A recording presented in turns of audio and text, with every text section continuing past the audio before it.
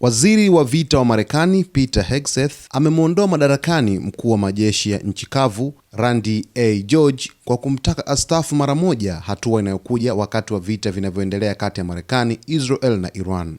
Katika taarifa iliyotolewa kupitia mtandao wa X, msemaji wa Pentagon, Sean Parnell, alisema Jenerali George anastaafu kuanzia mara moja bila kutoa sababu za wazi za uamuzi huo wa ghafla uliofanyika katikati ya mazingira ya vita. Aliongeza kuwa Wizara ya Ulinzi inathamini mchango wa George kwa miaka mingi aliyotumikia taifa hilo. Kwa mujibu wa taarifa kutoka CBS, hatua hiyo ni sehemu ya mabadiliko makubwa ndani ya jeshi tangu Hegseth alipoingia madarakani Januari mwaka jana.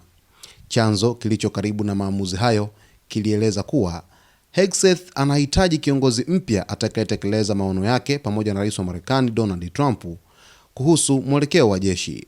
Hata hivyo, gazeti la The New York Times linaripoti kuwa kuondolewa kwa George kulihusiana na mvutano kati yake na Hegseth, hasa kuhusu uamuzi wa waziri huyo kuzuia kupandishwa vyeo kwa baadhi ya maafisa wa jeshi. Ripoti hiyo ilieleza kuwa hatua hiyo ilisababisha mjadala kuhusu uwepo wa upendeleo wa rangi au jinsia, kwani baadhi ya waliozuiwa walikuwa wanawake na watu weusi.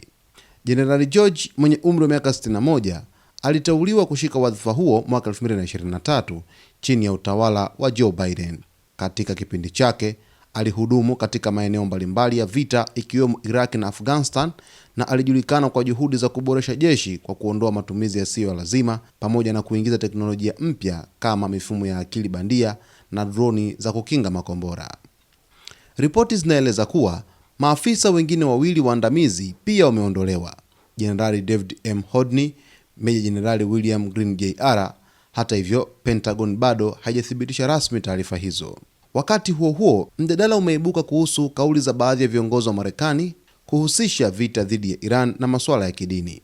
Shirika la Military Religious Freedom Foundation limesema limepokea malalamiko kuwa baadhi ya wanajeshi waliambiwa vita hiyo inalenga kusababisha Armageddon, yaani mwisho wa dunia, kwa mujibu wa imani za kidini.